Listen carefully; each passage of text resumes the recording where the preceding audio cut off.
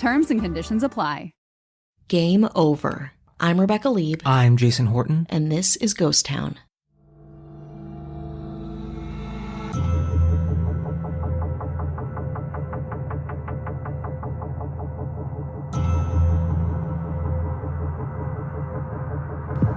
You don't need a Tetris shot. Tetris.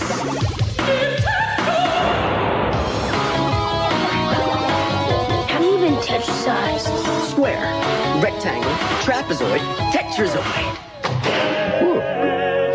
Nintendo introduces Tetris. Put a piece here, put a piece there. Use your thumbs, use your eyes. Find yourself Tetris-sized. Now you're playing with power. In the late 80s and early 90s, the puzzle-based video game Tetris took America and eventually the rest of the world by storm. However, the history of one of Russia's finest exports has a very dark, complex, and deadly history. We are talking about the Tetris Murders. Oof, I've been playing a lot of Tetris lately, so I cannot wait to hear what you have to say. But before we get to that, in case you need a refresher on Tetris and the history of Tetris, which is very interesting and a separate episode, that's what it deserves. It goes back to 1984, Cold War Russia, and went through many iterations before it found its way in the Game Boys and hearts of millions. Absolutely. How can you talk about video games without talking about Tetris and the history of video games? And it's so not important. a game that people are like, oh, I remember when people used to play that. It's still a pretty iconic. I played it today.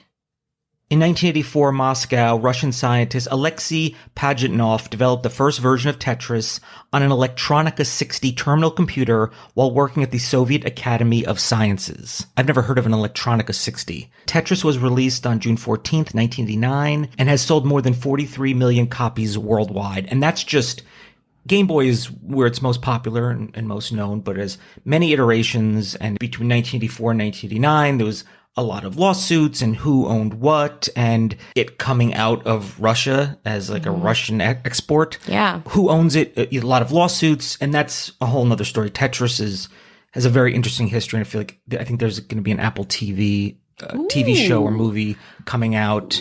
I don't know if it's going to be about Vladimir Pohilko, who we're talking about today, the co-founder and co-creator of Tetris. Mm-hmm. His name isn't usually the first name. Usually when they talk about who invented the game, Alexei Pajitnov is the first name, but right under it, if you go to Wikipedia, it's right under it. Vladimir Pohilko was born in 1954, Russian academic, entrepreneur. He worked as a clinical psychologist for many years using puzzles as psychological tests. So it comes from that almost reverse engineering how people think of things and then, hey, how do we make it into a video game? And that's how a lot of games are born, but absolutely, you never think about you playing Tetris and you're like, oh, puzzles fit together, but it has a complex psychological history, of course. Sure. And I know a little bit about that just working on a game show that was based around the brain. So many studies go back to Tetris and like these puzzles that come from Russia too, which again, this level of politicism, I'm sure we'll talk about it pretty soon. But it's such an important part of gameplay and psychology even today. The skill would prove quite useful when Pohilko partnered with one of his close friends by the name of Alexei Pajitnov. Alexei demonstrated his invention to Vladimir. That's what I'm going to do. I'm going to use their first names. Great. I've said their last names quite a lot. Yeah. I should have asked my wife. She speaks fluent Russian, and she's Russian. I should have asked her, but I didn't do my homework. That's all right. We're on an intimate first-name basis with these people that you're talking about, and I think we can all accept that. Alexei demonstrated his invention to Vladimir, who would go on to convince Alexei that it would make an amazing video game. Tetris was based on an ancient Roman puzzle called Pentamino. Their final product would go on to become one of the greatest video games of all time, Tetris. Often referred to as co-creators, and yet Alexei earned a lot of the fame, a lot of the attention. His name is first on all of the lists. In fact, I think that TV show that I mentioned, I don't even know if it's going to mention Vladimir at all. I didn't see his name on any of the credits, but I don't know how fully formed that is yet. So I don't know. I don't think it's going to be necessarily based on what we're going to talk about today, but I think it's more the politics of Tetris and it getting made. Tetris, the gift that keeps on giving, the Russian gift of ours. So while Alexei was living with the fame and the success and the notoriety, Vladimir kind of faded into obscurity. When you do the research on them, you won't even see Vladimir credited a lot of times. Although his name does come up a lot, and it's on Wikipedia. Yeah. So, which is a little bit of a baseline, but mostly it's Alexei's name comes first. And because of that, maybe you can see where we're going with this a little bit, maybe a little bit. When you're left out in the cold, Yeah, high and dry. things change for you. The dynamic has been set. Soviet authorities demanded that the pair sign over all rights to Tetris. After years of carefully searching for the right way to pitch the game to the right company, they were able to broker a license agreement with Hank Rogers, whose Japanese-based company Bulletproof Software gained the rights to sell Tetris.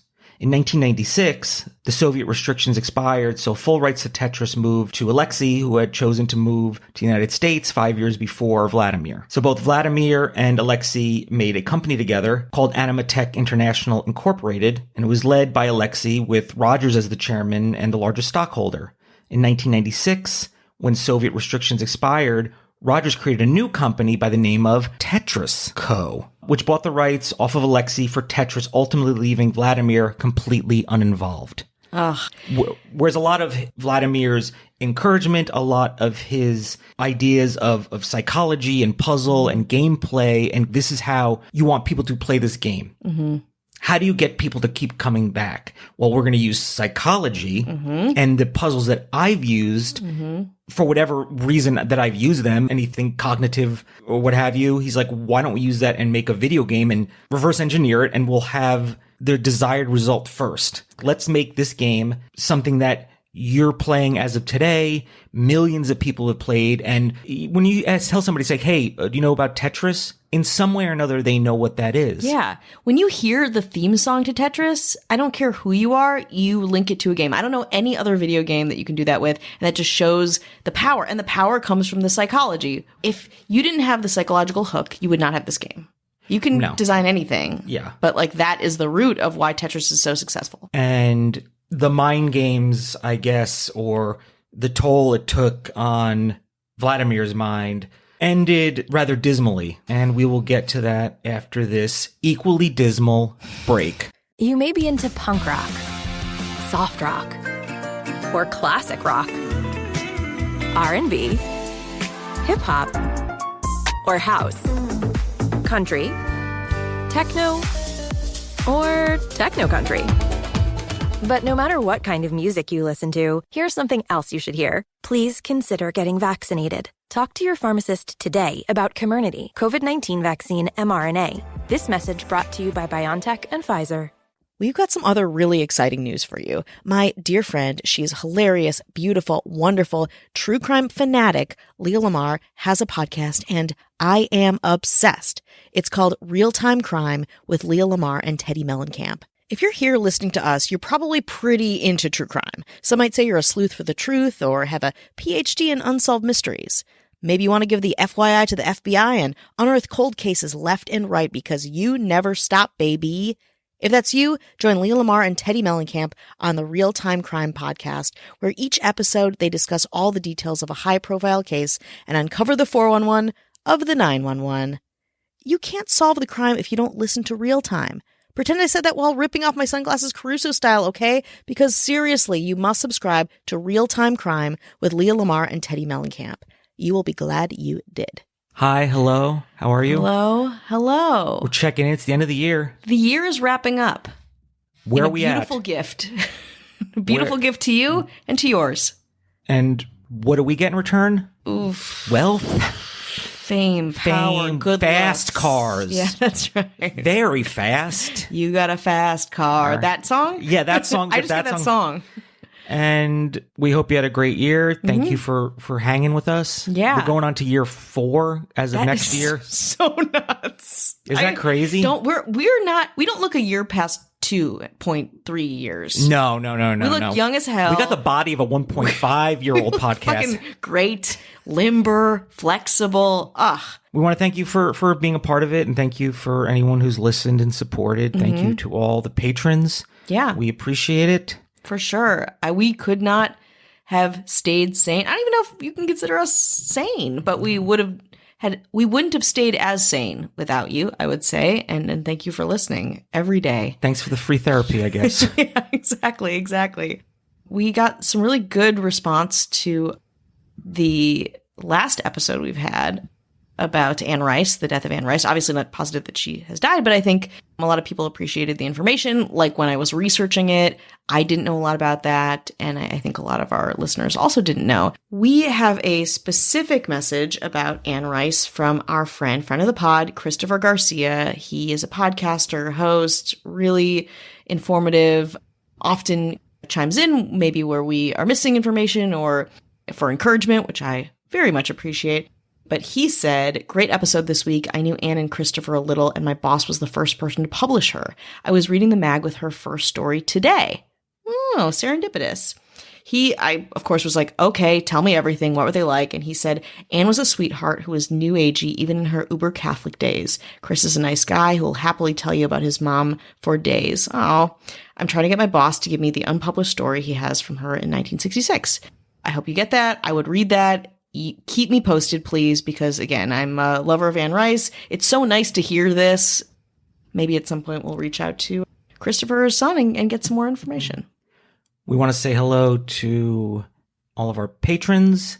Thank you for the support. And hello to our government. Oh, yeah. A little end-of-year government shout out. Ooh, you guys are looking good. The mayors.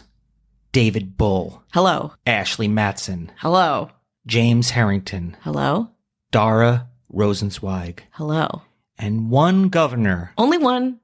The one and only Avian Noble. So if you want bonus episodes, just put a nice Christmas one up. Mm-hmm. Early access, no ads, no chit chat. If you want to go binge and you don't want to hear ads or chit chat, the Patreon is a place to go. Mm-hmm. Patreon.com/GhostTownPod. Yes, please. And also, if you want a tarot read, we're coming to the end of the year. DM me. I am here for you. We've got some good gifts and wishes going out. So I'm hoping that for those of you who are interested, again, this is open to whomever will DM me and I have time to do it. Please DM me. I will give you a tarot read on Ghost Town. I have a novel here in front of me from a Ghost Town listener. Hell yeah. And new friend, Zach. I guess on Instagram, he's Zach Traum, ZACKTRAUM. Did my tattoos. Hell yeah. I was out in Philly, Moo Tattoo. But he has a book. Hell yeah. 2 books. It's kind of novels, like kind of dark, horror-y. Mm-hmm. Under his actual name, or I guess maybe his pen name. I don't know. I choose my actual name. Who knows? I'm so desperate. I just focus everything on one name. Zachary von Hauser. Yes. What a great fucking name. Never change that. I don't care if it's whatever. Don't change. Never change. The novels are... you have one side and you flip it over and it's 2 covers and has a cool 70s, I don't know what you want to call it, it's sort of psychedelic. The Shuffling Night and The Long Shift. So go check out his Instagram. I think the book should be out in the new year. We like to support people making art. And if you're starting with the patrons, if you're a patron and you have I have a book, I have a painting, I have an Etsy store. Fuck yes. We would love to promote it. Yes. Whereas we would tell some brand, yeah, sure, give us money and we'll do it. We pass the savings along to you. And if you got a charity, like anything, we want to share your art, your charitable organizations, your passions, whatever it is. We want to help amplify that. It's Christmas. Yeah. Yeah, we're putting the moss in Christmas. That's right. It's we're taking the Christ out, but we're putting the moss in. That's right. It's only fair. Yeah, so you got to just pick your battles, I suppose. Yeah, absolutely. But we would happy to do that. Just let us know. And if you're not a patron, you're just a listener, you hit us up anyway. For real. See. You think we're busy? We're not. No. Not at all. Just cruising around sports cars. That's right. Is a 2012 Subaru Outback a sports car? I don't know. Does it go 70? Not. Does it go 70? Does? I think so. Yes. I haven't tried it because that's speeding and it's illegal, so I don't do that. But maybe it does. It has the little numbers that go there. Potential to be. So I guess we will go about 65 back into the Tetris Murders. Let's do it. Through all the changing of rights, Vladimir was left struggling with financial ruin. After moving with his wife Elena and 12-year-old son Peter to San Francisco to help run the software company Animatech, he was slowly being pushed to the edge. A shortage of funds and pressure to finance more Hollywood-level computer effects led to a series of company problems. Vladimir was left to watch as an outsider while Tetris rapidly grew in popularity. Both Alexei and Rogers earned all the fame and wealth that came with it. So he was very involved. It's like being in a band. And you're like, I wrote some of those hit songs. It's, yeah, maybe I played bass. Yeah. And you wouldn't recognize me from the bass. I'm not the lead singer. Yeah. But I helped write some of those hit songs that this band wouldn't be as successful without those hit songs that I helped write. And I'm left out in the cold. Yeah, I mean, it's even, to me, it even feels like more than that. It's, I put the band together, I'm the one who writes all the songs, but the front man is getting all the fame. Like, it just, again, I don't think Tetris would be Tetris without Vladimir's input. It probably would not be. And there's got to be more to it. I mean, I'm sure there's always more. On September 24th, 1998, Vladimir went on to murder his wife Elena, son Peter, and then killed himself. It happened within their family home in Palo Alto. Vladimir bludgeoned his family with a hammer before stabbing them each repeatedly with a hunting knife as they lay in bed sleeping. Once they were both dead, he stabbed himself once in the neck with a knife, ultimately ending his life as well. And that's a dark way to do. You know what I mean? You have to be in a pretty dark place. To stab yourself in the neck with a knife after killing your family, like, it's not even pills or something. No, something that feels less like savage, more humane. Yeah, and now we just talked about him kind of being left on the fringes. Yeah, maybe people had a heads up about his mental state. We don't know really what led up to this point. And even though you're a renowned psychologist, you have a really great understanding of the nuances of the brains and I'm sure emotions. It doesn't mean you can maybe diagnose yourself. No. And also things like being money can change anyone. You can rationalize things like an expert, and it doesn't mean it's going to solve that problem. And then just seeing people succeed while you don't succeed and you flounder is so tough on any level. It doesn't have to be this iconic video game. It could be literally anything. And consider the context too.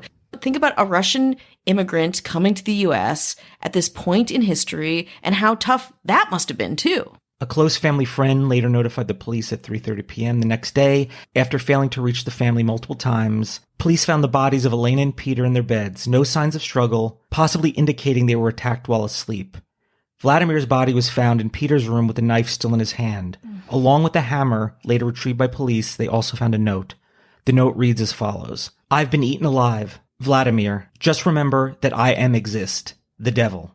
It is unclear if this note was intended as a suicide note from Vladimir or if it was written by somebody else. Oh, God. That is heartbreaking. And also, it's not like what we said before about all the context for this. It's not like it's a defense of his actions. Horrific thing that happened. But it sounds pretty complicated and obviously incredibly heartbreaking. It was reported that the following Wednesday after the murders, software company Squaresoft arrived at Animatech's offices with an offer of $200,000 for the company's services. This deal would have eased the company's financial problems and possibly some of Vladimir's struggles. It is likely that due to Vladimir's actions, his name has been steadily erased from the history of Tetris. Now, obviously a lot of interest in dark history and going back in history now that we have voices and ways to record things and research things.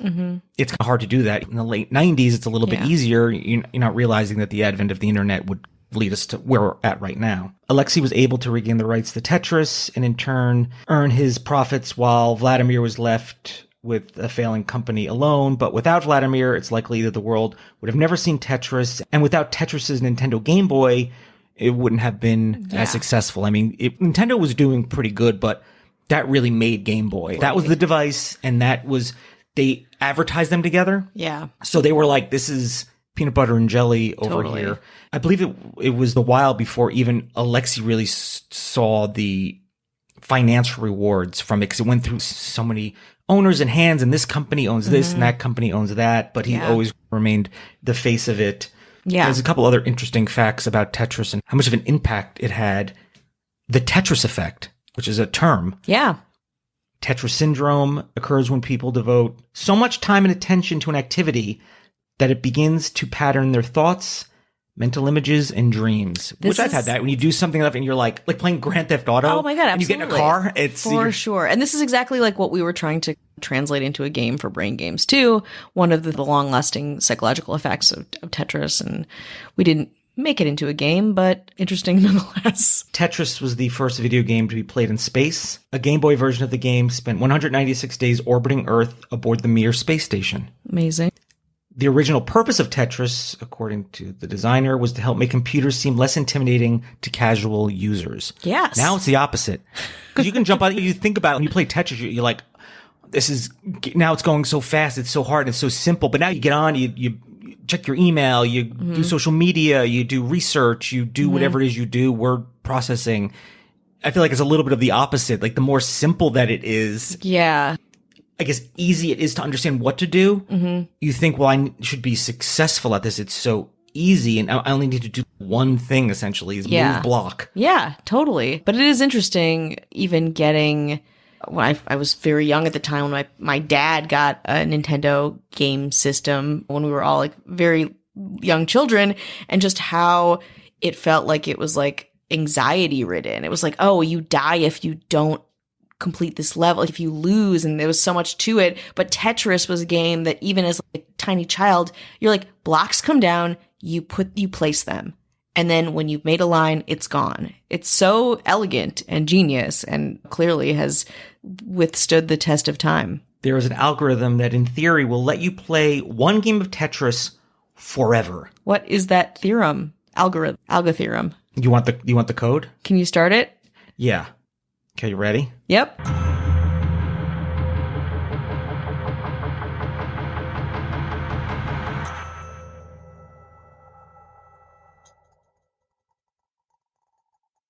You may be into punk rock, soft rock, or classic rock, R&B, hip hop, or house, country, techno, or techno country.